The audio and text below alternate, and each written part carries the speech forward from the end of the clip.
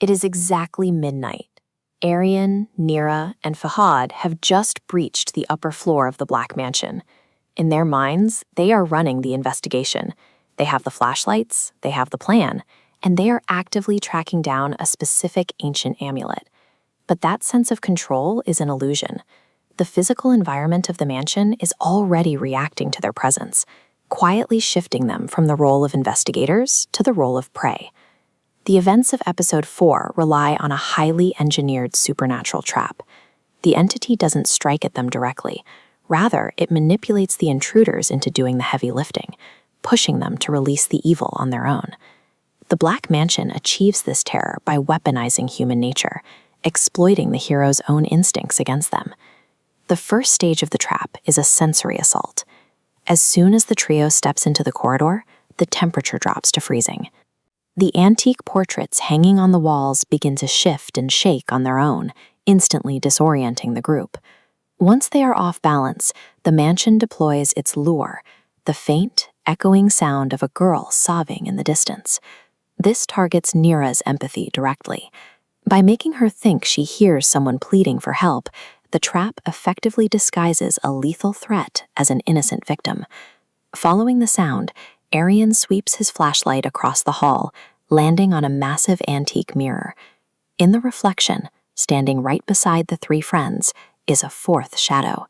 Yet when they turn around, the corridor is completely empty. Instead of launching a physical attack, the trap pivots. Words written in fresh blood slowly materialize on the glass surface. "If you want to know the truth, come with me." It offers them the one thing investigators crave most: answers. The glass doesn't shatter. The mirror smoothly swings open like a heavy wooden door, revealing a secret dimension illuminated by candlelight. If a monster had lunged from the shadows, the group would have run.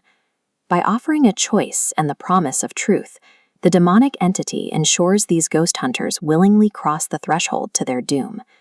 Inside, the geography of the hidden room is incredibly deliberate. As they step through, hundreds of old wax candles simultaneously burst into flames, lighting up the stone walls without a single match being struck.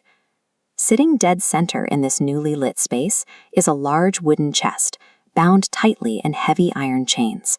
For Aryan, this locked box looks exactly like the prize he's been hunting. It is the ultimate bait. This chest functions exactly like a physical pressure plate in the woods.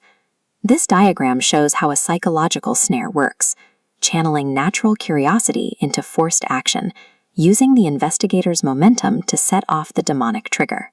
Aryan takes the bait. He physically forces the lid open, applying the exact mechanical pressure needed to spring the trap. The environment reacts violently. The second the lid lifts, a massive earthquake shakes the entire mansion structure. The trap has snapped shut. No spirit had to break a lock or cast a spell.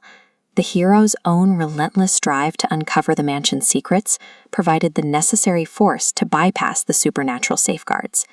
Inside the chest, Aryan finds no treasure. There is no ancient weapon or magical artifact waiting to be claimed.